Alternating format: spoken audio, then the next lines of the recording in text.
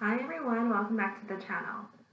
Today I'm going to be reviewing Roswell, the latest episode, Roswell, New Mexico, the updated remake. So let's get right into that.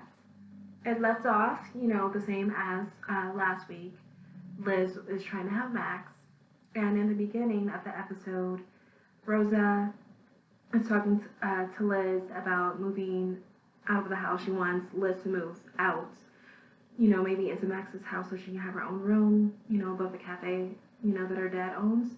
And something happens with Max's plug, like he's a little egg, and I guess he pulls out the plug on his egg because he wants to die. And then Rosa finally confesses to everyone, Isobel, Liz, and Michael, that she's been seeing images of Max. She's been actually talking to him. He's been communicating with her probably through the handprint on her chest inside of her dreams.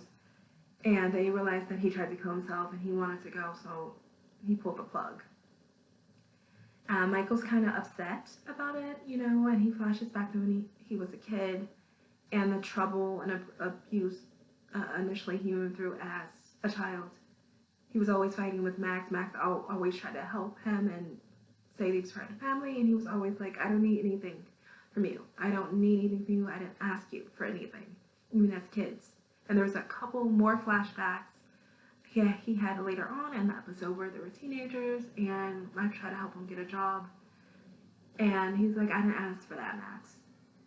I just have to say, the flashbacks were kind of weird because I could tell it actually looked like they were using some kind of CGI to make Max look younger. I don't know if they did it for Michael as well, because Michael, of course, he looked like he was clean shaven, but it looked a little off to me. But Max, it was definitely noticeable that they did that CGI shit to try to like make him look younger. And I'm like, wow, this is so weird.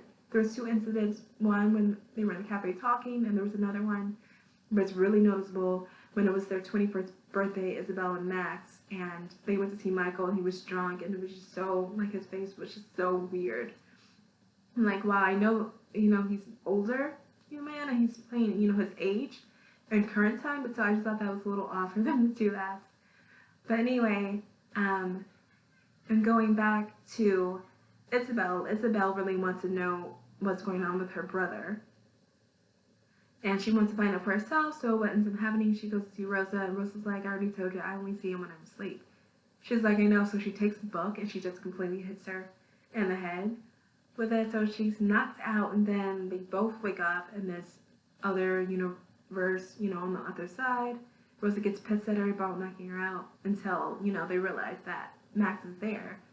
And it's like storming, you can tell that the world is like falling apart, around him. And Isobel wants him to fight, to come back. She wants to say goodbye. And she said Liz wants to say goodbye too before it's too late. Just to say goodbye and let him go. And he's like, no, I can't come back. I'm dangerous. He literally tells Isobel, I'm dangerous. That he's not going to be able to help himself. He's going to probably hurt her and Liz and everyone else he cares about. So Isobel pretends that she understands, but leaves the underworld, and Max, like, she's lying. He straight up tells Rosa, she's lying. You have to convince them not to save me. I cannot come back. Which, when Rosa wakes up, she's locked in a closet, and Isobel is telling Liz to go ahead and save him because, we can find somewhere else to put that energy, that type of energy. And meanwhile, Michael is, thinking about the past and how brilliant he supposedly is.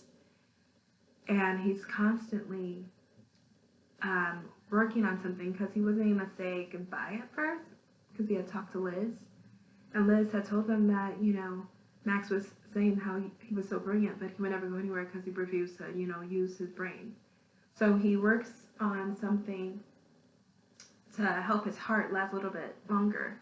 Like some kind of alien, heart adaptive thing that can make him last longer when he comes back instead of just dying out, which is what happens at first when Liz actually takes him out of the egg, which is really weird to see her pull him from the egg.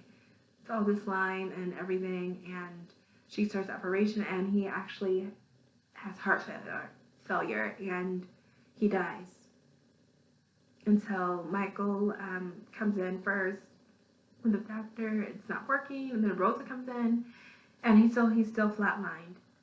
And Rosa hugs her sister and tells, I think his name's Kyle, to do it again. And he does it again.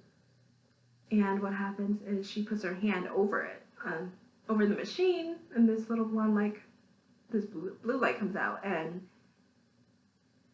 it works. His heart's beating again, and then they flash forward straight to his house where he's in a coma, supposedly in his own bedroom in his bed with Liz, and Michael has a little heart-to-heart with him.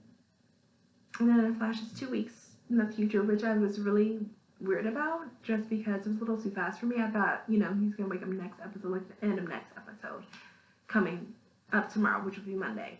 But it's 2 weeks in the future, and he gets up, and he's, just angry, and he tries to fight Isobel.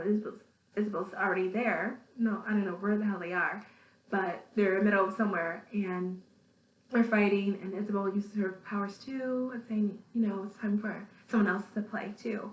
And she uses her power on him and throws him across the room somewhere. So that was really interesting, really different. Looking forward to seeing tomorrow's episode, because I guess he loses his memory too.